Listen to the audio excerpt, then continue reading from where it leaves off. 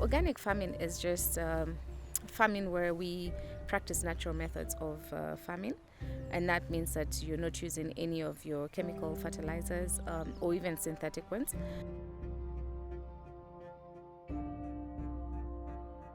So with conventional farmers, they for one use the chemical pesticides. They also use a chemical fertilizer. They also use the weed killers, for instance, such as Roundup.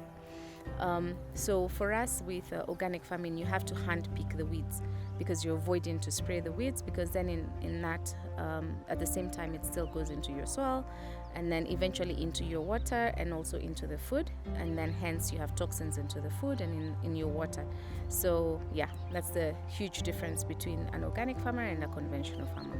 The only reason most organic farmers end up keeping animals is because then it creates an agro ecosystem where one thing feeds into the other. So if instead of buying my manure, which you could still do that if you want to farm organically and you don't have any animals, you could still purchase manure from somebody else who rears animals. But it works better if you do have them, because then what you do is that you feed your waste into the animals, so your chicken, your sheep, your goats, and then they give you the manure that you in turn return into the soil to fertilize the soil, and yeah, so it creates that agro ecosystem. Yes, so one of them being pests. Like I said, we use natural methods to fight the pests. So we'll do like marigolds, which is we plant them. We do companion planting with the marigolds. They have a very strong scent. So what that does is that it deters the pests. But it doesn't always effectively work, and sometimes it doesn't work as soon as you want it to work. So there'll be times where you lose a crop or part of your crop. Also the cost. A lot of people don't understand why they have to pay extra for organic farming, for organic produce. So then you face the challenges of marketing your produce. The other thing is that you also have to go to incur the cost of labor. So your cost of production goes up because you're hand picking the weeds as opposed to just getting some weed killer and spraying. And we try to keep our beds as clean as we can. And the reason is, if you pick the weeds before they go to seed, then you're more likely not to struggle with weeds the next season.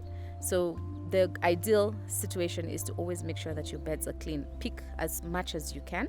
And then eventually, I've seen farms in the US where they are weed free because they've been just weed picking a couple of years. And for that reason, as soon as it doesn't go into seed, then you don't have an issue with weeds. Yeah. It also affects your health.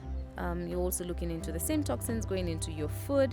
So then again, you're eating it and it affects your health. And like I said, just to the environment, some of these pesticides will also kill the good organisms in your soil.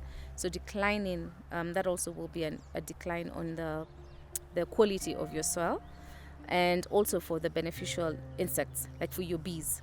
Like I mentioned, every third bite of your food is because of a bee. So if these pesticides kill the bees, then that means that there's not going to be food security. Yeah. Here at La Farm, what we do to fertilize our soil and to fight the pests is that we use animal manure, and we also do our own compost. We also have rabbits where we harvest the urine, and then we use the urine for both pest control and as foliar for our top dressing of our vegetables.